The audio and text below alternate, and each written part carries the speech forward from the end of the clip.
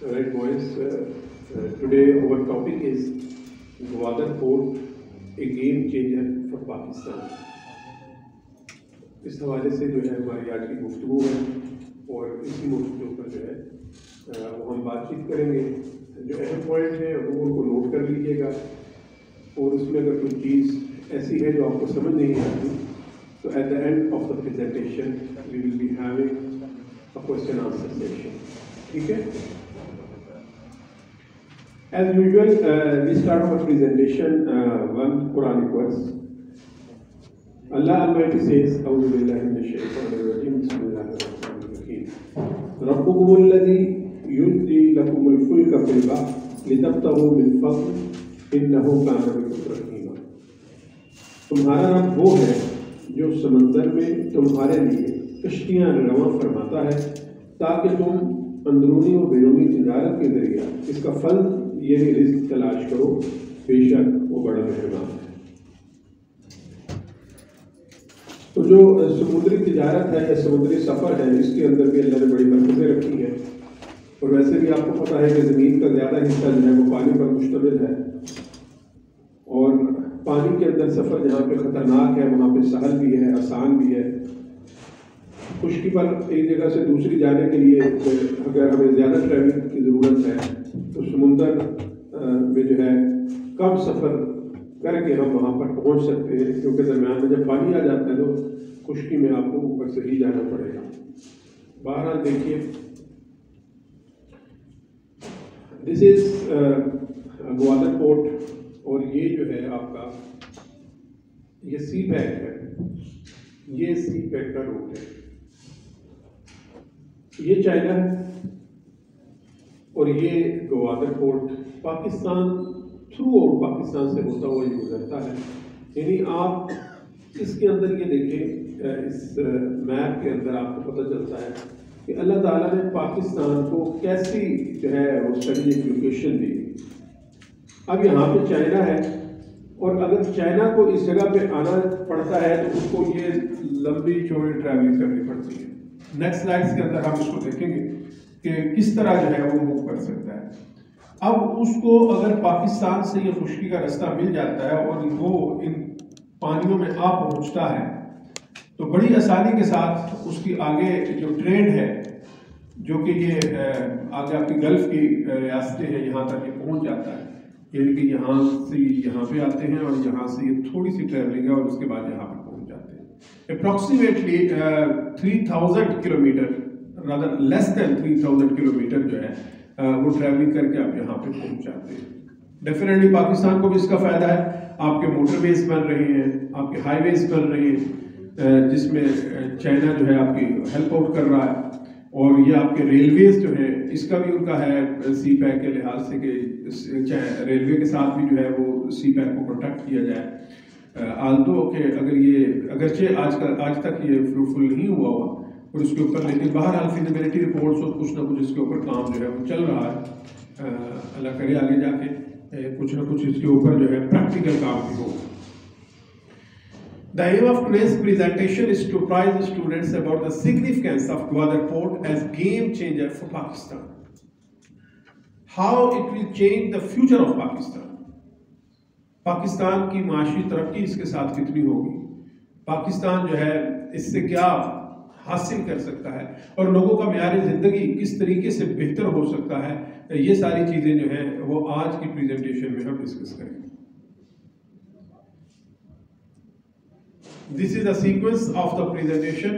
Firstly, we will see a brief history of Gwadar, कि ग्वादर की जो मौजूदा हैसियत है ये किन किन औकात के अंदर किस किस हैसियत में रहा और आज का जो उसकी मौजूदा हैसियत है वो definitely this is the part of Pakistan, लेकिन इसकी हिस्ट्री क्या है वो हम डिस्कस करेंगे। Strategic importance of Gwadar port इसको हम डिस्कस करेंगे। Interest and interrelation of religion and regional and extra regional parts उसको हम देखेंगे और economic importance of Gwadar port जो है उसको जो है हम डिस्कस करेंगे। मैंने पहले कहा था कि अगर इस हवाले से आपको कोई सवाल होता है तो आपने उसको ज़रूर नोट करना है और एंड पे हम उसको फिर जो है क्वेश्चन आंसर सेशन में डिटेल के साथ जो है वो डिस्कस कर लेंगे। This is a brief history of Gwadar. Gwadar, an ancient town, is known to be ruled by a general of the army of Alexander the Great. यानी ये शुरू ज़माने से ही इसकी हिस्ट्री रही है, और जिसको हम सिकंदर आज़म कहते हैं, अलेक्जेंडर द ग्रेट, उसके ज़माने से ही इसका नाम जो है वो आता रहा. The main part of Persian Empire up till its conquest by Hazrat Umar radiallahu ta'ala anhu in 643 and of. समझ आ रही है इस पॉइंट की? उसके बाद ये 1550s it was made part of Oman. ये इस्लामी सल्तनत का हिस्सा रहा. फिर जब सल्तनतें तकसीम हुई, लोगों ने अपने अपनी सल्तनतें जब बना ली, तो फिर ये जो है वो ओमान का हिस्सा बना. On 8 September 1958, Pakistan purchased the Gwadar enclave from Oman for rupees 5.5 billion. Given the status of a tehsil of Makran district, और 1977 से इसको एक डिस्ट्रिक्ट बना दिया गया है. This is the present situation of Gwadar. This is one district of province Balochistan. ठीक है, याद रहेगा ये. इसमें जो इम्पोर्टेंट है वो ये याद आपने रखना है कि इसको पाकिस्तान ने 1958 में परचेज किया ओमान से, और इसकी जो कीमत थी उस वक्त जो पे की पाकिस्तान ने, दैट वाज 5.5 बिलियन रुपीस. ठीक है. And 1977 this was the year जब इसको एक जिले का दर्जा दिया गया, और उसकी जो मौजूदा स्टेटस है, जो मौजूदा हैसियत है, वो जो एक जिला की है बलूचिस्तान के, वो अभी तक इस तरह चल रही है. यानी कि मौजूदा हैसियत उसकी 1977 से.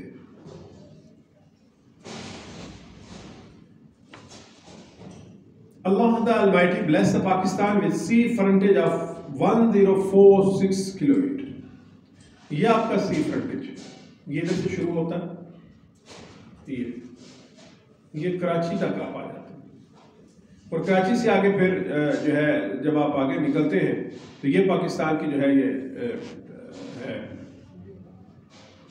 बाउंड्री ये वाली, और उसके आगे फिर आगे इंडिया स्टार्ट हो जाता है. उसके अंदर ये फिर ये पसनी है, ये ग्वादर है, ये और माड़ा है. यहाँ पे है इनका कैडेट कॉलेज देवी वाला.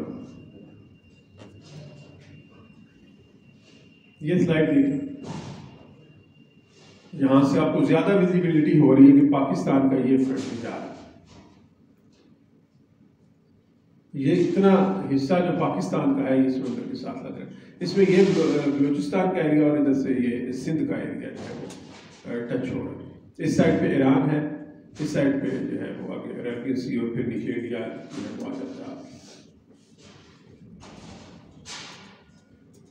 Strategic importance of Gwadar port देखें, दोबारा आइएगा इसके ऊपर, इस जगह के ऊपर. अब गौर करें जरा, ये जो जगह है ये वाली, ये मुझे कौन बताएंगे ये क्या है? ये अब इस मैप से ना बहुत क्लियर हो रही है चीजें. ये हमने डिस्कस करना, आपने सिर्फ देखना नहीं है. अगर आपका क्वेश्चन है तो आप यहां पे भी पूछ सकते हैं. ये जो जगह है, ये लाइट ऑन नहीं हो रही, ये वाली जो जगह, ये अफगानिस्तान है आपका. अफगानिस्तान के साथ ये थोड़ा सा आगे अफगानिस्तान जा रही है, चाइना है. ये जो बाउंड्री है पाकिस्तान की, ये वाली जो है, ये जगह जो है, ये क्या है, इसको क्या कहते हैं?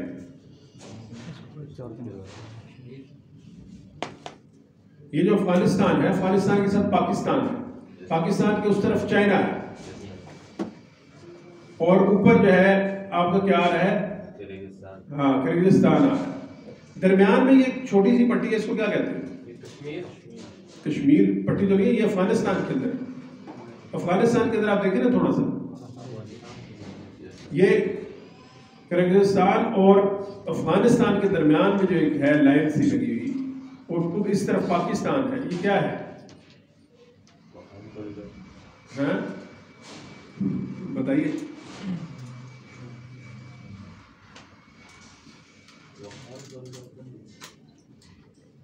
जी जी गुड, ठीक है. Wakhan corridor sir. हाँ जी, गुड, शाबाश, वाखान कॉरिडोर। अब देखें यहाँ पर जो है बिल्कुल पाकिस्तान जो है आगे जितनी ये वस्ती एशियाई रियासतें हैं जिनको हम कार्स कहते हैं, सेंट्रल एशियन रिपब्लिक्स, इन तक जाने के लिए पाकिस्तान को सिर्फ अफगानिस्तान से थोड़ा सा एरिया को तकरीबन 15-20 किलोमीटर, देखें दो जगहों पे तो ऐसी है जहाँ पे बिल्कुल लाइन मिली हुई है। अगर यहाँ से रोड मिल जाता पाकिस्तान को 10 से 15 किलोमीटर, जो कि अफगानिस्तान की जो मौजूदा सूरत हाल है उसमें बहुत हद तक पॉसिबल है, अगर ये देते हैं तो फिर पाकिस्तान की इंपॉर्टेंस आप देखेंगे किस कदर बढ़ जाए। इसकी स्ट्रेटेजिक लोकेशन देखें पाकिस्तान की, आप इंडिया देखिए इतना बड़ा है, ईरान इतना बड़ा है, उसकी स्ट्रेटेजिक लोकेशन देखें, अफगानिस्तान देखें और दरमियान में पाकिस्तान देखें, चाइना देखें। तो ये क्या, ये जो स्ट्रेटेजिक लोकेशन है, क्या ये अल्लाह की तरफ से एक इनाम नहीं है पाकिस्तान के लिए? कि अब अगर इंडिया ने अफगानिस्तान में जाना है तो उसको क्या करना पड़ेगा? पाकिस्तान को क्रॉस करना पड़ेगा। ईरान अगर इंडिया में आता है तो उसको क्या करना पड़ेगा? पाकिस्तान को क्रॉस करना पड़ेगा। अफगानिस्तान अगर आप उस तरफ चाइना में जो है इंडिया की जो है वो बाउंड्री काफी लंबी चौड़ी टच हो रही है, दरम्यान में नेपाल भी आ जाता है इस साइड पे अगर आप देखें, लेकिन चाइना की और इंडिया के आपस में जो है आपस के जो मामलात हैं वो आपके सामने।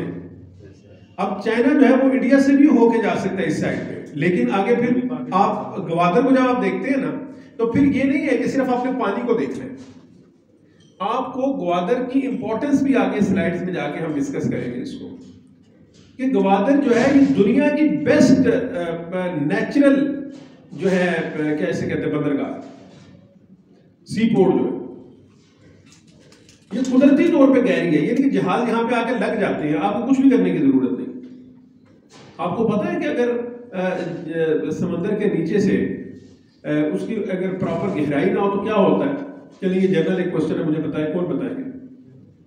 और क्या करते हैं जिस वक्त देखें जहाज, जो बड़े बड़े जहाज होते हैं, जो शिप होते हैं, जिस वक्त ये पोर्ट के साथ आके लगते हैं और वो सिलसिला होता है तो उसको क्या कहते हैं? वो जिस रास्ते से आ रहे होते हैं, क्योंकि समुद्र तो गहरा होता है ना, आहिस्ता आहिस्ता पानी कम होता जाता है, तो समुद्र को, जहाज को तो एक खास किस्म की गहराई चाहिए, फिर क्या होता है? उसको क्या कहते हैं?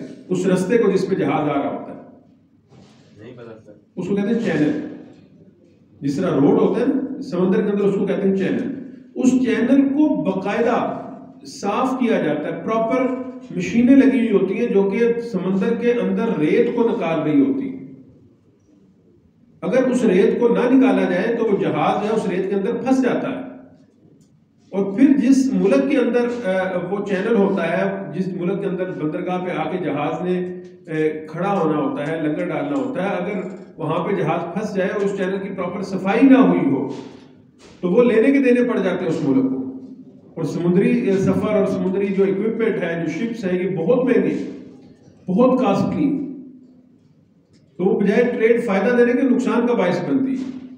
लेकिन यहाँ पर अल्लाह ताला की तरफ से इतना बड़ा इनाम है कि ये कुदरती तौर पे गहरा है यहाँ पे, यानी कि एंड तक, यानी कि जो ही आप स्टार्ट करते हैं तो ये गहरा हो जाता है, आपको इतनी एफर्ट करने की जरूरत नहीं, इतना खर्चा करने की जरूरत नहीं। अब कराची की तरफ जब आप आते हैं ना तो बाकायदा चैनल के अंदर जो है वो मशीनें लगी हुई, अगर आप में से किसी ने कराची का विजिट किया हो, वो बाकायदा उधर से रेत निकाल रहे होते हैं, मुसलसल रेत निकाल रहे होते हैं, और उसकी जो एक खास डेप्थ है वो उसको रखना पड़ता है पानी के अंदर। अगर वो उसको नहीं रखेंगे तो फिर क्या होता है कि वो जहाज जो है रेत के अंदर फंस जाता है। और बाकायदा उसकी लाइट्स उन्होंने लगाकर बाकायदा उसको इंडिकेट किया होता है पानी के अंदर कि जनाब यहां से लेकर यहां तक ये चैनल है और इसके अंदर आपने जहाज चलाना है। आप इसको यूं ही समझें जिस तरह खुश्की के ऊपर रोड होता है। समझ आ रही बात की? इसी तरह समुद्री रोड है, समुद्री चैनल है, जिनको आप कहते हैं आबी गुजरगाहें हैं, और इन आबी गुजरगाहों की अहमियत जब ये किनारे पे जहाज लगते हैं, बंदरगाह पे आते हैं तो बहुत ज्यादा बढ़ जाती है। अगर ये प्रॉपर तरीके से किनारे पे नहीं लगेंगे तो जहाज खराब हो जाएंगे, क्रैश कर जाते हैं। तो आप देखिए गवादर जो है ये नेचुरल डेप्थ सी है। यहाँ पे अगली प्रेजेंटेशन की जो अगली स्लाइड्स है उसके अंदर हम देखेंगे कि गवादर की जो है इंपॉर्टेंस है क्यों और ज्यादा क्यों है। एक तो हमारी स्ट्रेटेजिक लोकेशन पाकिस्तान की अल्हम्दुलिल्लाह अल्लाह ताला ने हमें हैसियत अता की है, कि किसी को भी अगर जब इधर आना पड़ता है चाइना की तरफ से या कार्स की तरफ से या अफगानिस्तान की तरफ से, तो फिर वो डिपेंडेंट हैं सारे के सारे पाकिस्तान के ऊपर। चाइना को अपना भी सी लगता है, ये नहीं कि नहीं लगता, लेकिन उनका फिर रूट बहुत लंबा पड़ जाता है। हम नेक्स्ट स्लाइड के अंदर इसको देखते हैं मैप्स के अंदर कि कितना जो है वो फर्क पड़ता है। ये देखिए, अब यहां पर देखें आप, पाकिस्तान को देखें, इंडिया को देखें, ग्वादर देखिए। अगर चाइना इधर से आता है तो पाकिस्तान को क्रॉस करते हुए वो आगे देखें, United Arab Emirates, Saudia, Oman, Yemen, देखिए बड़ा इजीली पहुंच जाता है वहां पे। लेकिन जब दूसरी तरफ से आएगा तो उसको पूरा ऊपर समंदर से ऊपर से होके आना पड़ता है। ये मालदीव वाली साइड से, ये नीचे ना मालदीव, आइलैंड ऑफ मालदीव, ये नीचे देखे जरा, ये जो एरो जा रहा है व्हाइट वाला, इसको पूरा यहाँ पे फिर जो है ये चक्कर करना पड़ता है। Strategic importance of Gwadar port, gulf countries oil reserves 40 years. एक एस्टिमेट ये भी है कि गल्फ के पास जो ऑयल का रिजर्व है वो 40 ईयर्स के लिए काफी होगा। अब जो शिफ्ट हो रही है ना इंपॉर्टेंस, वो कार्स की तरफ जा रही है। कार से क्या बनता है, अभी मैंने बताया भी था, सेंट्रल एशियन रिपब्लिक। गुड शाबाश। ये कौन कौन सी, ये आपको पता होना चाहिए, आपका इनिशियल टेस्ट आईएसएसबी का क्वेश्चन भी हो सकता है। 28 किसने बताया आपको? 28 है। चले, दिस इज योर असाइनमेंट। इसको देखिए कि इसमें कौन कौन से कंट्रीज आते हैं। बेटा ये जो सोवियत यूनियन से जिस वक्त उसका हुआ ना, जो सोवियत यूनियन टूटा और उसके बाद रूस हो गया, तो उससे जो ये सेंट्रल एशियन रिपब्लिक से रहता हुई, जिसमें काजाकिस्तान, तुर्कमेनिस्तान, ताजिकिस्तान, आज़रबाईजान, ये देखें ना, ये वाली देखें, ये आपके सामने ये वाली है। These are the 5 states. आप गौर से नहीं ना देखते। ये देखिए कौन कौन सी, आप गिने जरा इसको।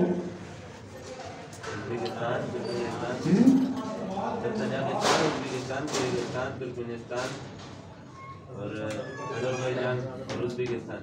सर ये तो रशियन स्टेट्स थी ना सर एक टाइम? जी बेटा रशियन थी ना, वही तो कह रहा हूँ, जब सोवियत यूनियन टूटा है ना तो उससे जो ये अलग कंट्रीज बन गई ना, और ये है भी मुसलमान है। इसमें अभी उन्होंने ताजिकिस्तान, वो मैप में नहीं आ रहा होगा, वो मेंशन नहीं किया हुआ, ताजिकिस्तान भी है अभी। तो ये कितने बन गए? 5, 6। बेटा छठा कौन सा है? अज़रबैजान भी है सर। तो आज़रबाईजान तो बता रहे हैं ना, Azerbaijan, Tajikistan, Kazakhstan, Uzbekistan, Turkmenistan, Kyrgyzstan. हाँ, The 6 है सर। ताजिकिस्तान भी, Yes sir। 6 ताजिकिस्तान के साथ। ठीक है। Yes sir।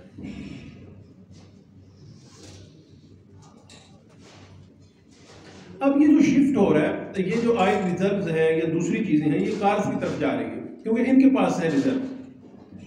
अब अगर अगले 30 से 40 साल में गल्फ के अंदर इसकी ऑयल की कमी हो जाती है और वहाँ से उतनी प्रोडक्शन नहीं होती जितनी कि रिक्वायर्ड है वर्ल्ड को, तो फिर डेफिनेटली जो लोगों का शिफ्ट है वो होगा इनकी तरफ, सेंट्रल एशियन रिपब्लिक्स की तरफ। अब जब सेंट्रल एशियन रिपब्लिक्स की तरफ होगा तो आपने उस स्लाइड के अंदर देखा है कि अब ये देखिए आप, अगर ये सारी की सारी जो है रियासतें जो हैं जो आज़ाद हुई हैं, जो कंट्रीज हैं, ये वाले जो हैं, अब अगर ये इस तरफ आते हैं, सऊदीया की तरफ आते हैं और आगे गल्फ की तरफ निकलते हैं और फिर आगे जाते हैं, तो ये सारा इनको डिपेंडेंट हो गए ये सारे के सारे पाकिस्तान के ऊपर। और पाकिस्तान के अंदर अगर सी पैक है, एक ऐसी सड़क मौजूद है जो कि सहूलत के साथ, आसानी के साथ आपकी जितना भी शिफ्टिंग है माल की इधर से उधर तक वो ले जाए, तो डेफिनेटली वो सारे के सारे प्रेफर करेंगे कि वो पाकिस्तान से होकर गुजरे, क्योंकि खुशकी का सफर बहरहाल महफूज तो है ना,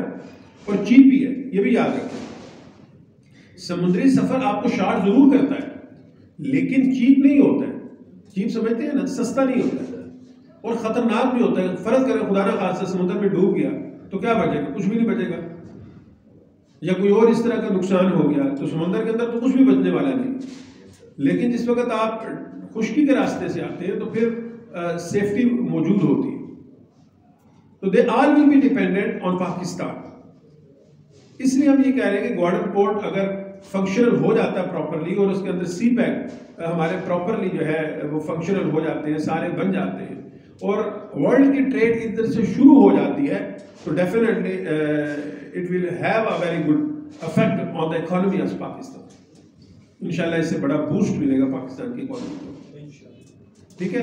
दूसरा आपने ये याद रखना है कि अगर ये इस तरह की डिस्कशन होती है आपके ISSB के अंदर, तो फिर आपने क्या करना है, आपको नॉलेज होना चाहिए, आपका इन डेप्थ नॉलेज होना चाहिए, आपको पता होना चाहिए कि क्या जो है इसकी इम्पोर्टेंस है, स्ट्रेटेजिक लोकेशंस क्या है और इसमें जो है दूसरे लोगों का इंटरेस्ट क्या है, वो हम डिस्कस कर रहे हैं।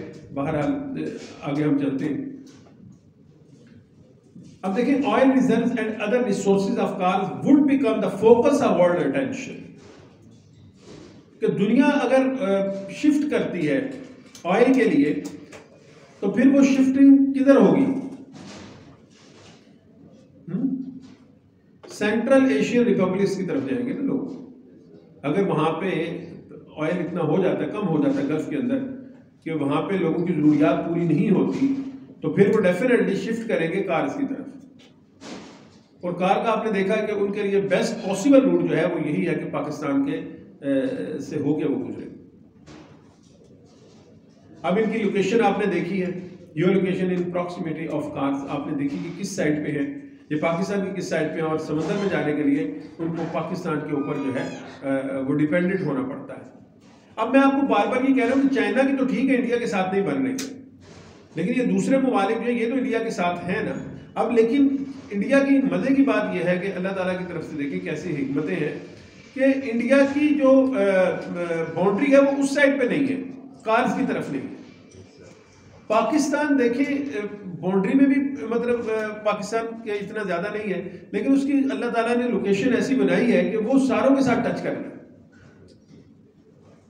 समझ आ रही है ना बात की आपको? तो पाकिस्तान जो है ये एक वाइटल एक्सपोर्ट कॉरिडोर होगा रीजन के अंदर, कि आपको ना चाहते हुए भी पाकिस्तान के ऊपर डिपेंडेंट होना पड़ेगा। ये देखें नेक्स्ट पॉइंट जिसकी तरफ मैं आपको बार बार कह रहा था, ये पढ़े, कौन पढ़े ये पॉइंट पढ़े? Gwadar port is what the largest and deepest. हाँ, अब ये देखिए, अब ये इसका जो डीपेस्ट सी है, ये जहाजों के लिए बड़ा अच्छा है कि उसका गहरा हो, नीचे से जहाज को कोई नुकसान ना हो, पानी के अंदर जहाज चलते चलते आके पोर्ट पे लग जाए। अब जब नेचुरल है तो नेचुरल में तो डेफिनेटली आपको कुछ भी नहीं करना पड़ता, जब आप बनाते हैं तो उसकी मेंटेनेंस भी करना पड़ती है आपको। जिस तरह मैंने आपको कराची का बताया कि बाकायदा वहां पे अगर आप जाएं विजिट करें तो आप ये देखेंगे कि वहां पे बाकायदा मशीनरी इंस्टॉल हुई है जो डेली बेसिस के ऊपर उन चैनल की सफाई करती है। और अगर वो सफाई नहीं करेंगे तो रेत नीचे इतनी खड़ी हो जाती है कि समुद्र की गहराई ही बाकी नहीं रहती जिसमें शिप जो है वो मूव कर सके। तो ये अल्लाह ताला की तरफ से एक इनाम है, इसको हम जितना अच्छा और जितना स्मार्टली यूज कर लें, अल्लाह ताला ने तो हमें दिया है, आगे हमारे ऊपर है कि हम इसको किस तरीके से इस्तेमाल करते हैं।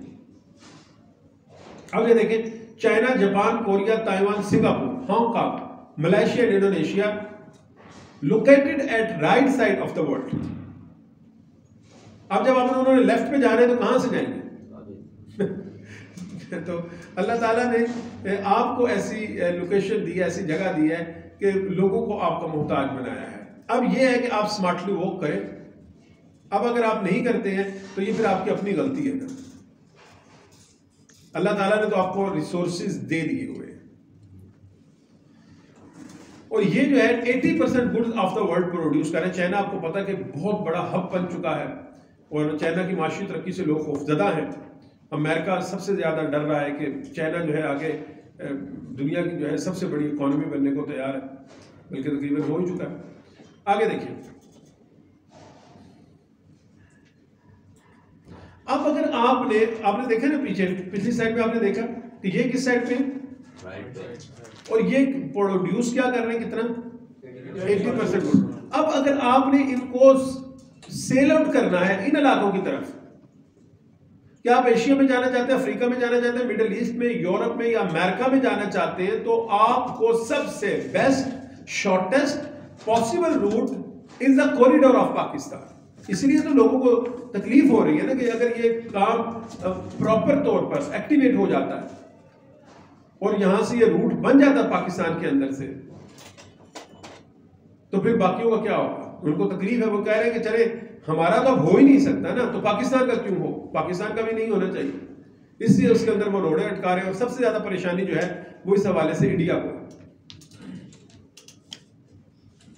अच्छा, एक इसका एक फायदा जो है हमारे ये भी होगा कि हमें एक एडिशनल पोर्ट मिल जाएगा, क्योंकि हमारे पास इस वक्त कराची और बिन कासिम में 2 पोर्ट्स हैं, तो हमें एक एडिशनल पोर्ट भी मिलेगा।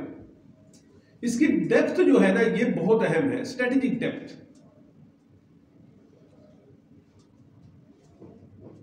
फिर इसकी डेप्थ ये दूसरे सेंस में देखें, लिटिल स्ट्रेटेजिक डेप्थ है फ्रॉम ईस्ट टू वेस्ट। आपको याद है मैप जो अभी पीछे आपने देखे थे, जेन में है? इसकी सिक्योरिटी बड़ी आसान है, यानी कि ये बहुत ज्यादा हमें सिक्योरिटी फैलाना नहीं पड़ेगा, यानी कि हम थोड़ी सी सिक्योरिटी के साथ हम इसको कवर कर लेंगे।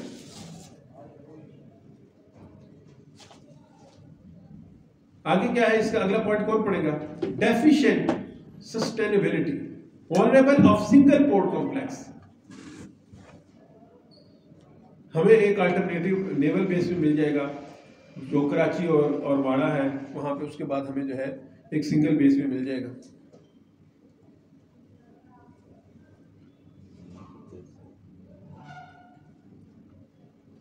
हमें जो है ये जो समुद्री एलओसी है, सी एलओसी है, ठीक है ना, लाइन ऑफ कंट्रोल जो है, इसको भी हमें जो है ना मुकम्मल तौर पे, हम ज़ाहिर बात है कि जब हम अपना पोर्ट बनाएंगे हम वहाँ पे अपनी सिक्योरिटी देंगे, जब हम अपनी सिक्योरिटी देंगे तो वहाँ पर हम अपना जो है वो सारी चीज़ें जो है इंस्टॉल करेंगे, सब चीज़ें आएंगी, तो हमारी जो है सिर्फ इसमें फाइनेंशियल ग्रोथ नहीं है बल्कि इसमें हमारी सिक्योरिटी भी है, हमारा डिफेंस भी स्ट्रॉन्ग होगा और हमें जो है ज़्यादा अच्छे तरीके से दुश्मन से मुकाबला करने के मौके मिल जाएंगे अगर कोई ऐसी सूरत होती है। फिर ओपन डीप वार्म सी पोर्ट है, यानी पानी रहता है, ऐसा नहीं है कि जम जाए, ये नहीं है कि सर्दियों में पता चले पूरा समंदर ही जो है वो बर्फ बन गया हो, ऐसा नहीं है, बल्कि आपका पानी जो है वो अवेलेबल है।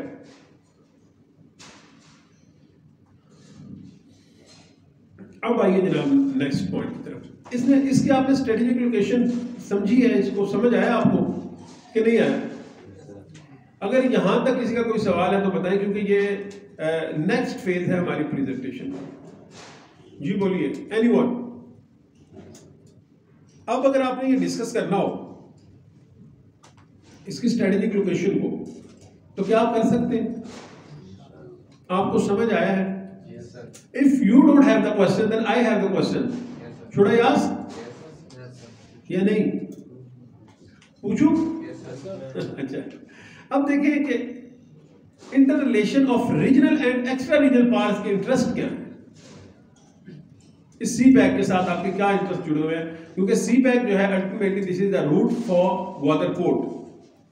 सड़क होगी तो आप ग्वादर पोर्ट तक पहुंचेंगे ना, सड़क ही नहीं होगी तो आप पहुंचेंगे कैसे? देखिए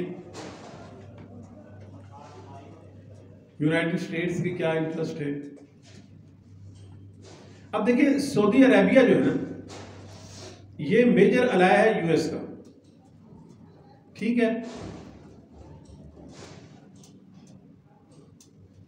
समझ आ रही है बात की? जो यूएस है ये डिपेंडेंट है, इन्हिसार करता है किसके ऊपर? सऊदीया के ऑयल के ऊपर, तेल के ऊपर। अब अगर ये वो फील करेंगे कि सऊदीया के पास तेल उतना नहीं रहा और वो उनकी जो रिजर्व उनकी जो जरूरियात है उनको पूरा नहीं कर सकता, तो फिर वो क्या करेंगे, किधर जाएंगे? वो कोई अल्टरनेट, लेकिन अल्टरनेट तलाश करेंगे ना सोर्स। जब आपको पता हो कि मुझे इस दुकान से चीज नहीं मिलती तो फिर आपको दूसरी दुकान तो ढूंढते हैं कि नहीं ढूंढते?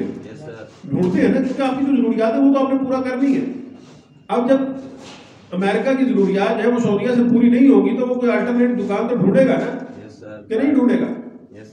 तो वो फिर किधर जाएगा? तो सेंट्रल एशिया में जाने के लिए उसको फिर किधर से रास्ता इख्तियार करना पड़ेगा? पाकिस्तान से जाना पड़ेगा। अब आप देखें US economical prosperity and strategic security depends on an uninterrupted supply of oil.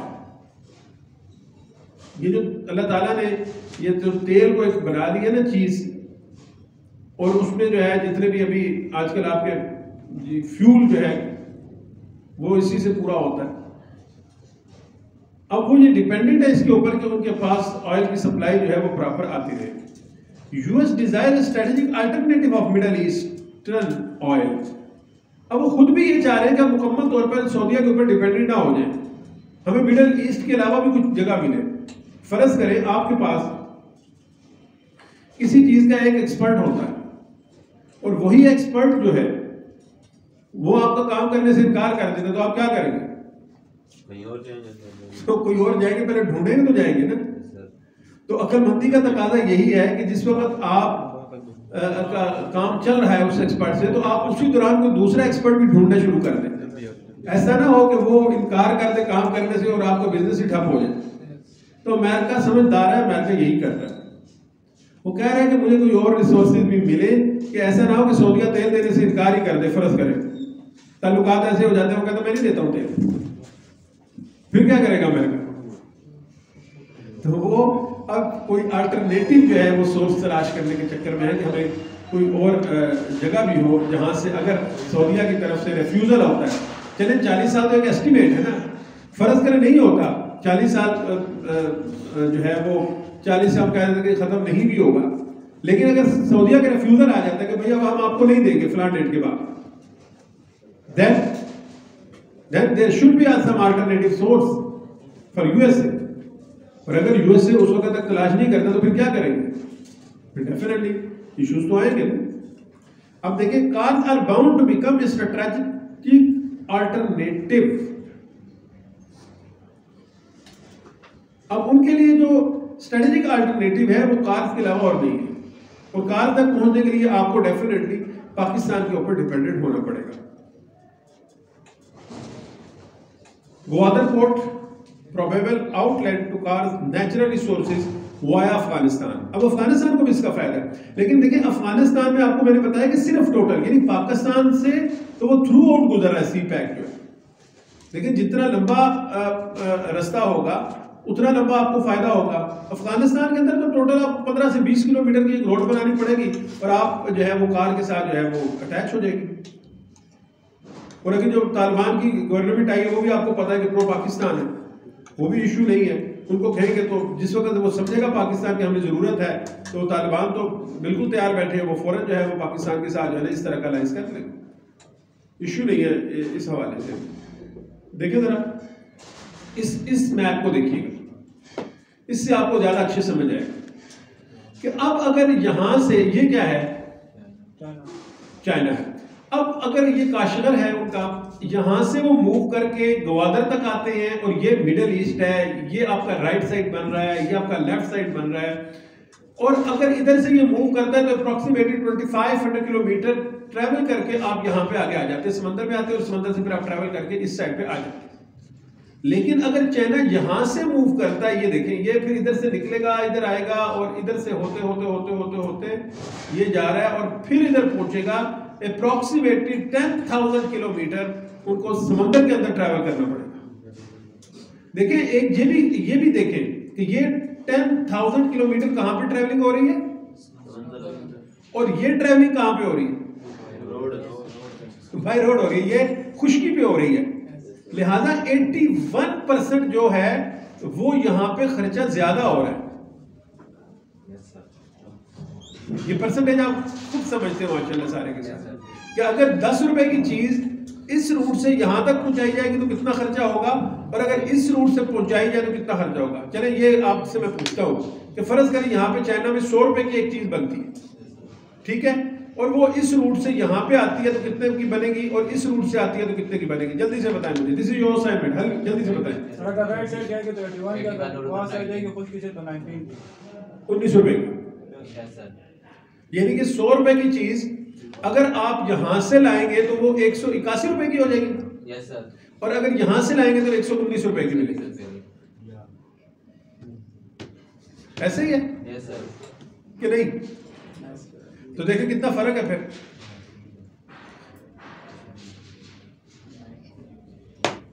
यानी कि चाइना से एक चीज 100 रुपए की बन रही है और वो इस जगह पे आती है पाकिस्तान के रूट के जरिए, सी पैक के जरिए। तो चाइना को यहाँ पे वो 119 रुपए की पड़ रही, प्रॉफिट जितना भी वो ले रहा है, और यहाँ से अगर आती है तो वो 181 रुपए की पड़ रही, और उसके बाद उसने प्रॉफिट लेना है। अब यहाँ पे अगर वो 200 रुपए की बेचता है तो उसको 11 रुपए बच रहे, सॉरी 19 रुपए बच रहे, और अगर इस रूट से आता है तो उसको 81 रुपीज बच रहे। तो डेफिनेटली जब ये रूट इख्तियार बंदा करेगा तो ये कुछ ना कुछ तो उस रूट के पैसे देंगे ना। आपके जो टोल प्लाजे होते हैं रोड इस्तेमाल करने का, आप खुद भी तो सड़कें यूज करते हैं, तो टोल प्लाजा देते हैं कि नहीं देते, ये इसी तरह भाग जाते हैं। दिया करें, टोल प्लाजा जो है वो जरूरी है, ये गवर्नमेंट का टैक्स है, जरूर पे किया करें। तो टोल प्लाजा जो है वो आप जब देते हैं तो ज़ाहिर बात है कि जो आदमी भी रोड को यूज करेगा वो उस रोड का टैक्स तो देगा। आगे देखिए जी, ईरान इंटरेस्ट क्या है। ईरान की देखिए ये 2 सी पोर्ट है, कौन कौन सी, ये बड़ी अहम है। ईरान का मसला ये बन रहा है कि ईरान को वो कह रहा है कि अगर ग्वादर फंक्शनल हो जाता है तो लोग चाबहार के ऊपर डिपेंडेंट करना छोड़ेंगे, बंदर अब्बास पे नहीं जाएंगे। किसी का दिमाग खराब है कि चाबहार पे जाए। अब देखो अगर ईरान भी चाइना आ रहा है और पाकिस्तान के साथ उसके अच्छे ताल्लुकात चल रहे हैं और रूट उन्होंने ये बना लिया, तो उसको क्या जरूरत है चाइना को कि वो इस जगह पे आए। या अफगानिस्तान जो है अगर उसको ये रूट मिल रहा है ये वाला तो उसका दिमाग खराब है कि वो इस रूट से होकर इधर आए। ये देखेंगे ये रूट आ रहा है ना। अगर बहुत अच्छे भी ताल्लुकात अफगानिस्तान के और ईरान के, वैसे तो आजकल गवर्नमेंट उनके आपस में कम ही लग रही है, लेकिन बहरहाल अगर ये भी है तो ये देखें एक रूट ये आया है अफगानिस्तान से और एक रूट ये जा रहा है ग्वादर से। अब मुझे बताएं कौन सा ज्यादा फीजेबल है, पाकिस्तान। अब जब ये एक्टिवेट नहीं होगा, ये आपके पास जब फर्ज करें ये जगह नहीं है, यहाँ पे कोई पोर्ट नहीं है, तो फिर आपने ला मुहाला इधर से जाना है ना। ये ऑलरेडी एक्टिवेट है, इनसे ट्रेड हो रहा है, चाबहार से भी हो रहा है और बंदरबाज से भी चल रहा है। अब अगर अफगानिस्तान से कोई चीज इधर यूएई में आती है, यहाँ पे अगरचे डेप्थ कम हो जाती है, लेकिन इवन देन जब आप अफगानिस्तान से इधर बंदरबाज पे आते हैं और फिर उसके बाद यूएई देखे किधर आ जाता है, आप इधर आते हैं तो फिर भी आपको ये क्रॉस करना पड़ता है। तो ईरान का ये इशू आ रहा है, वो ये कह रहा है कि ये अगर फंक्शनल हो जाती है तो डेफिनेटली इनकी ट्रेड जो है जो इन जगहों से हो रही है वो इफेक्ट होगी और हो सकता है बिल्कुल ही बैठ जाए। और फिर ये नेचुरल आपको डेप्थ मिल रही है। यहां पर आपने देखा ना पीछे कि वर्ल्ड डीपेस्ट सी है यहां पे, पोर्ट के लिहाज से कह रहा हूं। ये इसको याद रखिएगा, ये नहीं आपने कह रहे कि दुनिया का समुद्र जो सबसे ज्यादा गहरा इस जगह पे है। पोर्ट आपकी किनारे के ऊपर बनती है। ये किनारे जो होते हैं ना, ये किनारे यहाँ पे पोर्ट्स हैं, अगर बनेगी तो यहाँ पे बनेगी। ये यहाँ पे पोर्ट नहीं होगी कि यहाँ पे पोर्ट बन जाए, यहाँ पे तो समुद्र गहरा ही होगा। अब ये जो नेचुरल डेप्थ है, जो नेचुरल गहराई है, वो यहाँ पे ज्यादा है। ये दुनिया की दिस इज द डीपेस्ट सी, ये अल्लाह ने रखी है। अब ये तो किसी का कमाल नहीं है, मैं कहूँ कि पाकिस्तान का कमाल है या चाइना का कमाल है, नहीं। ये तो अल्लाह ताला ने आपको एक ऐसी चीज दे दी है, आपको इस पे अल्लाह ताला का जितना भी शुक्र अदा करें कम है। बहसीयत कौम हमें ये चीजें टेलीविजन पे आके हमारे नुमाइंदों को बताना चाहिए जो कि इन चीजों के एक्सपर्ट हैं। वो बताएं कि भाई आप अल्लाह के आगे सजदा रेज हो जाए, शुक्र अदा करें अल्लाह ताला का कि अल्लाह ताला ने आपको ये चीज दी है। हमें तो पता ही नहीं है कि हम क्या कर रहे हैं। बनाने वाले बना रहे हैं, हम कह रहे हैं कि बन रहा है, उसके ऊपर हमारे जो है ना क्रिटिसिज्म भी चल रहे होते हैं, ये भी चल रहा होता है, ये भी हो रहा होता है। आप बताएं लोगों को कि हम ये क्यों बना रहे हैं और कितना अल्लाह ताला का करम है कि अल्लाह ताला ने ये चीज जो है ये हमारे मुल्क के अंदर रख दी। हालांकि ये हमारे मुल्क का हिस्सा भी नहीं था। आपने देखा ना इसको कब हमने खरीदा है? 58 सितंबर में, 1958 सितंबर में हमने इसको परचेज किया। उन्होंने उस वक्त हमें दे दिया। अगर ये ओमान के पास था, इनके पास है, क्योंकि इस साइड पे ये ओमान लग रहा है ना। और कहते हैं यहाँ पे अगर खड़े हो ना तो रात को देखें आप तो रोशनी ये ओमान की नजर आती है। यहाँ से दरम्यान में समंदर ही है ना, तो समंदर सीधा उधर से नजर आती। तो अगर उनको ये इस चीज का उस वक्त पता होता तो माइट भी पॉसिबल, वो कहते हैं नहीं जी हम नहीं दे रहे, तो आप जबरदस्ती तो नहीं खरीद सकते किसी से कि नहीं जी मुझे 2 चीज में जबरदस्ती ले रहा हूँ आपसे।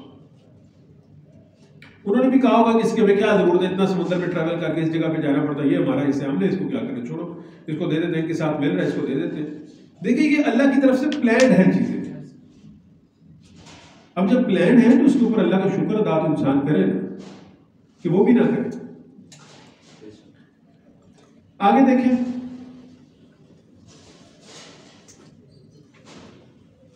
इसको पढ़े, पहले पॉइंट को पढ़े। 80% of the world's oil tankers leave the shores of the Persian Gulf destined to other parts of the world. हाँ जी, अब समझ आ रही है आपको ईरान का इंटरेस्ट क्या हो रहा है? अब आपने ये देख लिया ना, इस मैप को जहन में रखिएगा। मैं मूव कर रहा हूँ नेक्स्ट स्लाइड के ऊपर। अब इस पॉइंट का देखें, ये क्या है? अब देखें ये क्या है? हाँ?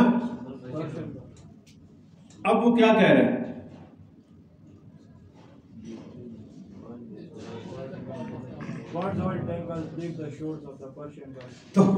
तो अगर आपका यहां पे बन जाता है तो फिर क्या होगा? फिर ये 80% रहेगा, फिर तो आपके ऑयल टैंकर इधर से जाएंगे।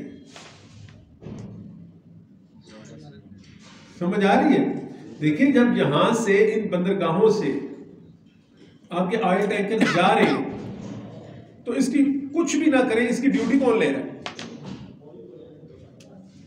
हाँ, ड्यूटी होती है ना, कस्टम ड्यूटी तो देते हैं ना आप। जब एक मुल्क से दूसरे मुल्क में जाते हैं वो तो नेचुरल हर एक ने देनी है, जिसको आप किराया कहते हैं। इसका किराया कौन ले रहा है?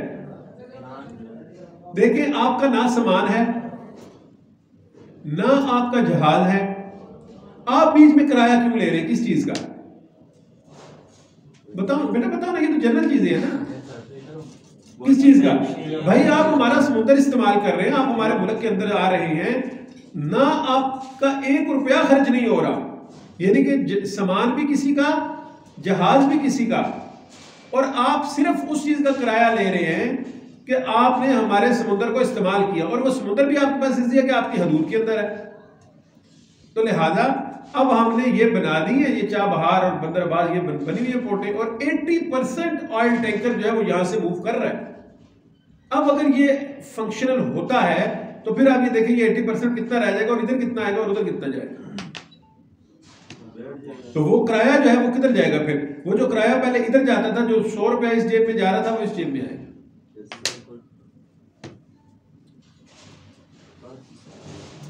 आगे देखिए,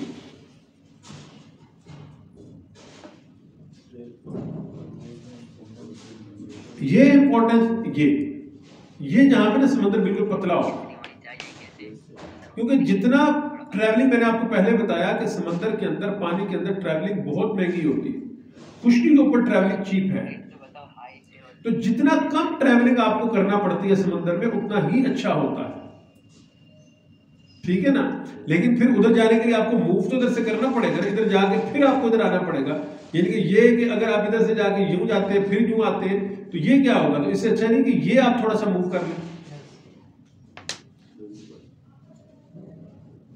आगे देखें, candidate of transit route for car natural resources. वो एक स्लाइड मैंने पहले ऐड करने की कोशिश की, लेकिन फिर मैंने उसको बीच में से निकाल दिया, इसलिए कि प्रेजेंटेशन ज्यादा मैंने कहा लंबी ना हो जाए। कार्स के पास अल्लाह ताला ने बहुत ज्यादा नेचुरल रिसोर्सेज रखे हैं, लेकिन अब वो नेचुरल रिसोर्सेज दूसरे मुल्कों तक पहुंचाने के लिए क्या होगा? उनका जो ट्रांजिट रूट है, ट्रांजिट समझते हैं ना कि नहीं समझते? क्या होता है ट्रांजिट? आपके पिंडी में एक बड़ा इलाका मशहूर है ट्रांजिट के नाम से, कौन सा है? जल्दी बताइए। उधर जाके आप रजिस्ट्रेशन करा रहे हैं आप आर्मी की, और आपको पता नहीं। ये पिंडी वाले पे तो जुर्माना होगा भाई अगर नहीं बताया। सदर्नी ट्रांजिट कैंप जो है, पिंडी वाले नहीं है सर, ये सारे पिंडी से बाहर के हैं। अच्छा, फिर तो जुर्माने से बच गए यार, फिर तो हम नहीं कहते कुछ। ये देखिए, पिंडी में जो रजिस्ट्रेशन ऑफिस है ना, जो आपका, जहाँ पे आपके इनिशियल टेस्ट वगैरह होते हैं, उसके साथ ट्रांजिट कैंप उधर ही बड़ा मशहूर है। वहाँ पे जितने आते हैं वहाँ पे लोग ट्रांजिट करते हैं। ट्रांजिट का मतलब होता है कि आप वहाँ पे ठहराव करते हैं थोड़ा सा, यानी कि आप एक जगह से आते हैं, थोड़ा सा आराम करते हैं, चीज़ें रखते हैं, सामान अपना उतारते हैं, और फिर आगे उस जगह से लेके, यानी कि जहाँ पे आपको आप ये कहें कि आपका स्टोर बन जाता है एक किस्म का। तो ये ज़रूरी है। तो ये जो ट्रांजिट रूट है ये कौन सा वाला होगा फिर? गवादर रूट तो नहीं ना होगा, ट्रांजिट रूट कौन सा होगा? पाकिस्तान का सी पैक।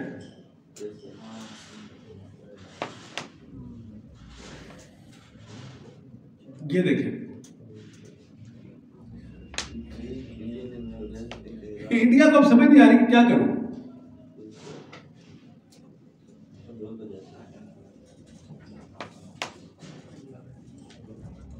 आगे देखिए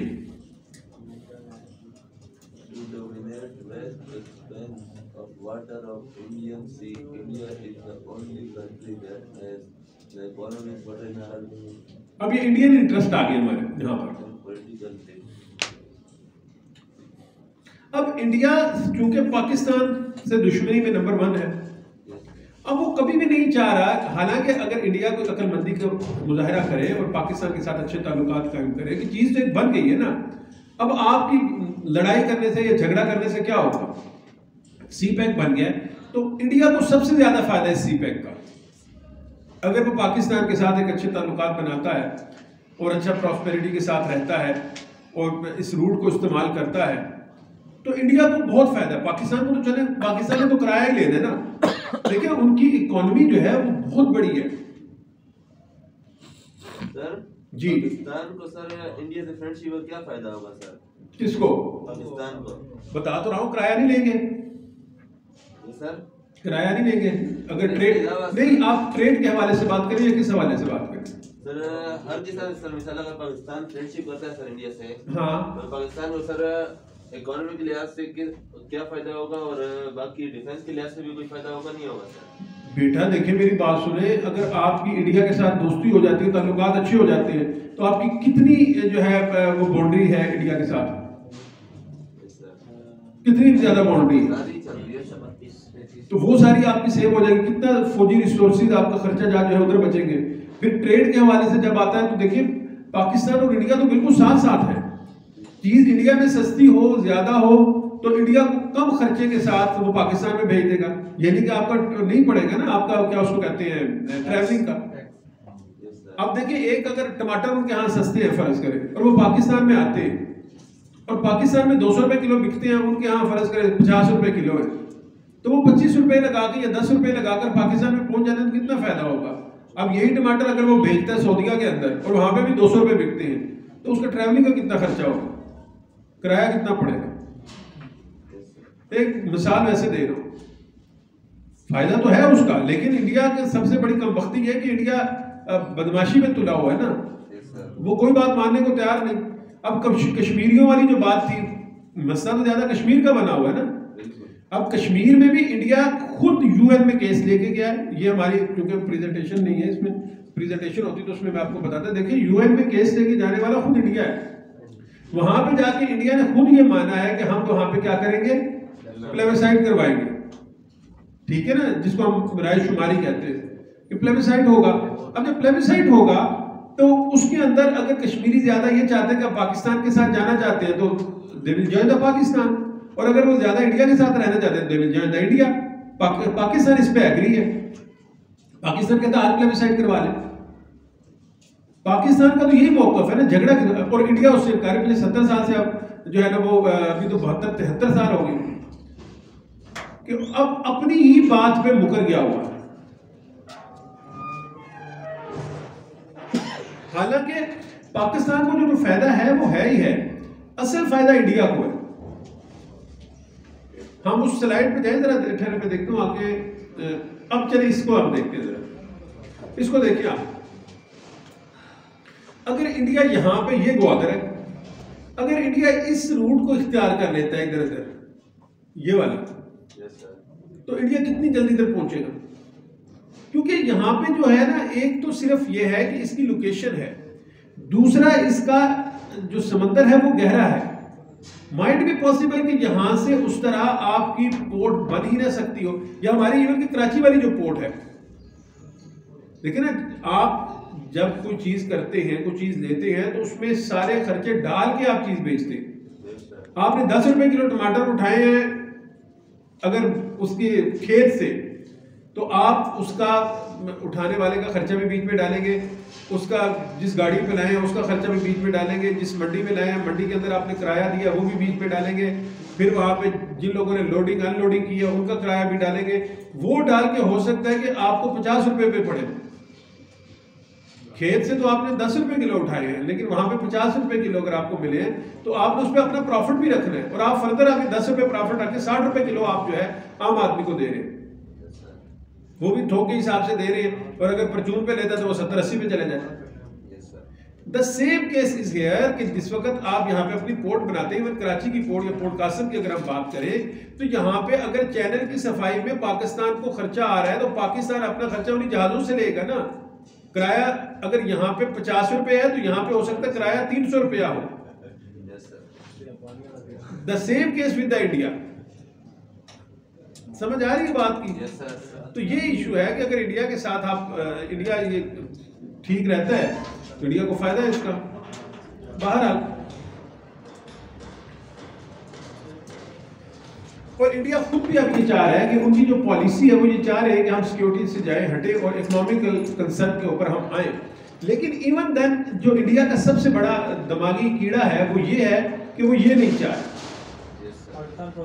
वो कह रहे हैं मैं तो हूं लेकिन आप ना हो, मैं तो खाऊं लेकिन आप मत खाएं। तो ऐसा कैसे हो सकता है? देखिए ऐसा तो नहीं होता ना कि आप तो सब कुछ करते रहे और हम आराम से बैठे रहे, ऐसा तो नहीं होगा। देखिए हम पाकिस्तान ये हमेशा से कहता रहा है, पाकिस्तान का ये स्टांस रहा है कि जो भी काम करना है बराबरी के असूलों पे करो।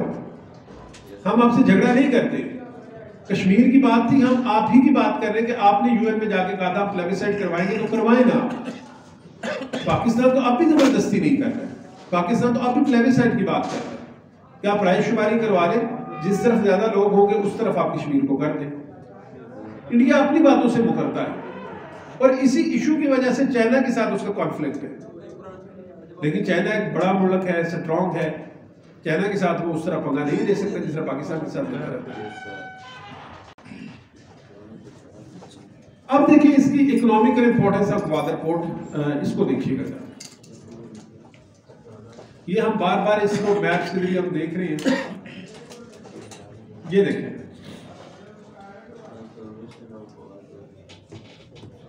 ये ग्वादर की ट्रांसफॉर्मेशन का फेज है, ये वाला।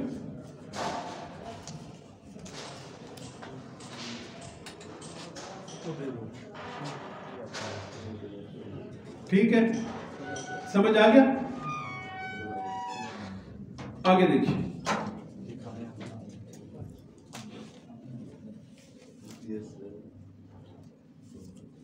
ये देखिए ना चाइना का, ये चाइना का देखिएगा जरा। ये अब इधर से आपको नजर आए जो मैं आपको पहले बताना चाह रहा था, यानी कि अगर चाइना ने यहां पे आना है तो ये रूट देखें और ये रूट देखें।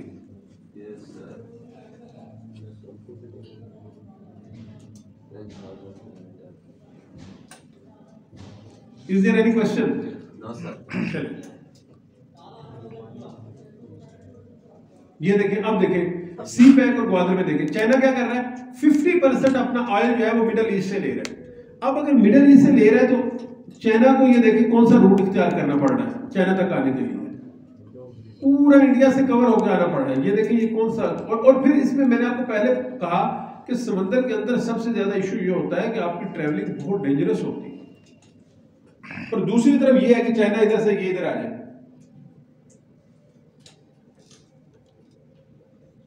आगे देखिए, CPEC will link Kashmir, China to Gwadar. CPEC passes through complete length of Pakistan, Punjab to Gwadar. Definitely Pakistan को भी इसका बहुत फायदा है CPEC का, ये रूट फाल हो और बहुत फायदा है। बहुत सारे एरियाज पाकिस्तान के लिंक कर जाएंगे। वो एरियाज जिनकी तरक्की नहीं हुई, वो सिटीज जो कि अभी बैकवर्ड है, उनकी तरक्की इंशाल्लाह होगी। अभी आप देखें कि इन्होंने CPEC का जो इधर से इस्लामाबाद से जो जा रहा है रूट जो जा रहा है डेरा इस्माइल खान की तरफ, इस पे ट्रैवल किया किसी ने? यस सर, मैं भी तो आया हूं सर। हैं?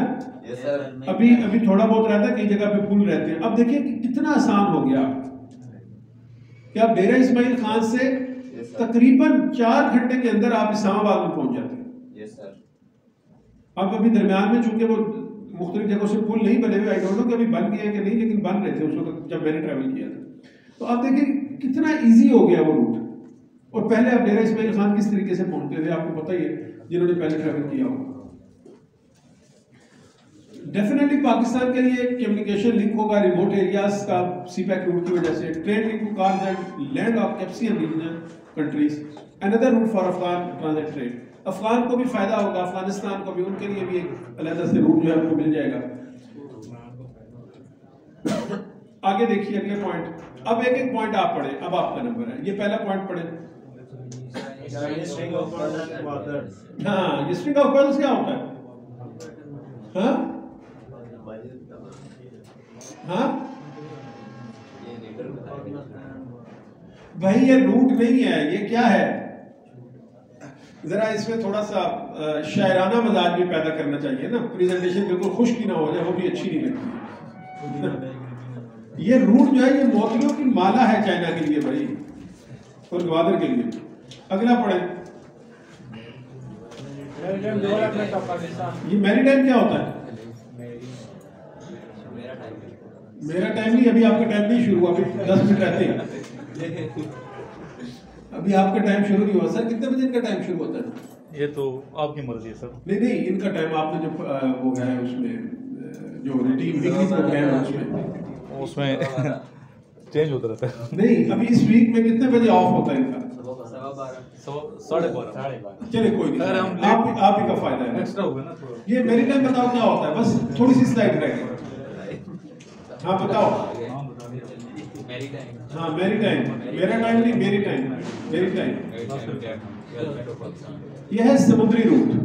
समुद्री क्या है? समुद्री तरक्की होगी पाकिस्तान की, ठीक है, मेरी टाइम समुद्री। आगे चले। स्टेट ऑफ हॉर्मस, आप नए हर्मस की तरफ जो है, ये क्या है? इसका सर कल इंटरव्यू दुआ कीजिएगा। अच्छा, कल इसका मुजफ्फराबाद में इंटरव्यू है। शादी में गया था वहां के अंदर, ठीक है। आगे देखिए, transit point for trade with over 20 countries, economical benefit in term of transit earnings, boost in employment, opportunities and business activity and port, development of road network in Balochistan, CPEC, investment in Balochistan specially Gwadar. Definitely ये हमारे सारे फायदे हैं, ये आप बेशक note कर लें, क्योंकि अगर आपको कोई प्रेजेंटेशन के अंदर या किसी डिस्कशन के अंदर या किसी इंटरव्यू के अंदर आता है कि सीपैक का पाकिस्तान को या खुसूसन ग्वादर को क्या फायदा होने वाला है, बहुत अहम these are the important points जो कि आपको फायदा अपना आपके जहन में होनी चाहिए कि इसका हमें ये फायदा होगा।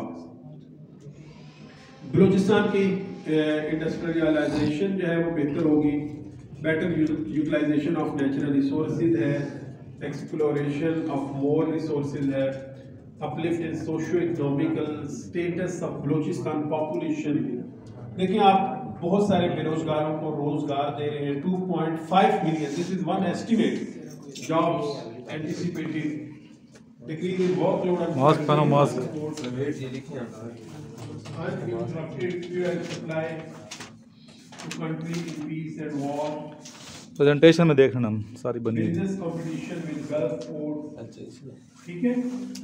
ये आपको पॉइंट है ना, ये आपको याद होनी चाहिए, आपके जहन में होनी चाहिए। ये लाइट सर जरा ऑफ करूं, बस थोड़ा सर मैं इनका बना लूँ।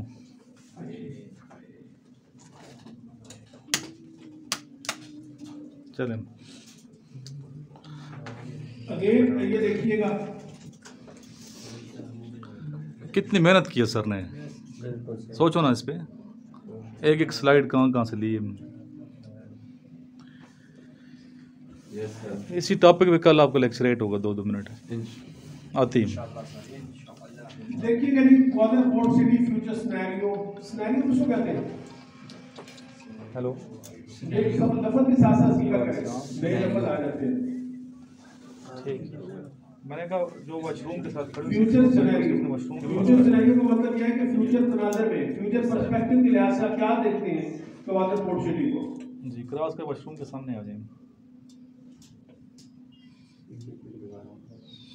It is not within well.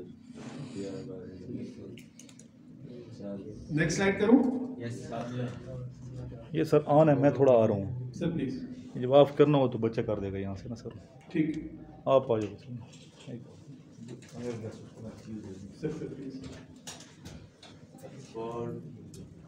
Export of minerals and livestock services and hotel accommodation, tourism, etc.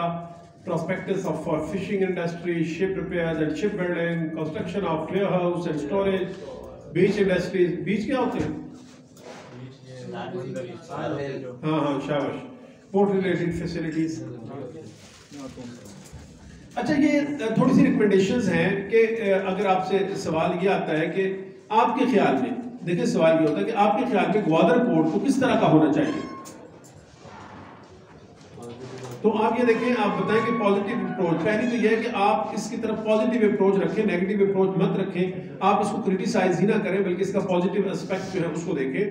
Infrastructure development and ownership rights दे उन लोगों को, complete exemption from duty and sales tax करें on imported plants and machinery के ऊपर, ताकि जब आप यहाँ पे ड्यूटी फ्री करेंगे ना चीजें, तो टैक्स नहीं लगाएंगे आप, तो चीजें सस्ती पड़ेंगी आपको।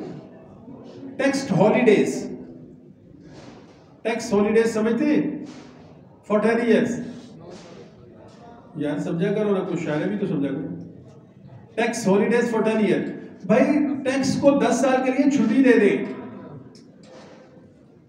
एक सजेशन है कि आप ना लगाएं टैक्स, 10 साल ना लगाएं, जब ये चीजें डेवलप हो जाएंगी, तरक्की कर जाएंगी, तो फिर आप टैक्स लगाना शुरू कर दें। From starting date of commercial operations, आप लोगों को मुतवज्जे करें अपनी तरफ, ठीक है। Flexible labour regulation and subsidy दें, यूटिलिटीज के ऊपर सब्सिडी दें। Capital gains will be exempted from tax for 5 years। No local octroi और export tax leviable by local government, ठीक है ना। आप जो है ना, मतलब ये कि टैक्स फ्री करें इसको, ताकि लोग ज्यादा मुतवज्जे हो, इस तरफ ज्यादा आए और आपको ज्यादा फायदा हो। जब लोग मुतवज्जे होने शुरू हो जाएंगे, आने शुरू हो जाएंगे, तो फिर आप जरूर आए। Right boys, if you have any question, this is all from my side. You are most welcome. Thank you. No question? Okay, fine. अच्छा, ये सर की प्रेजेंटेशन बंद करें।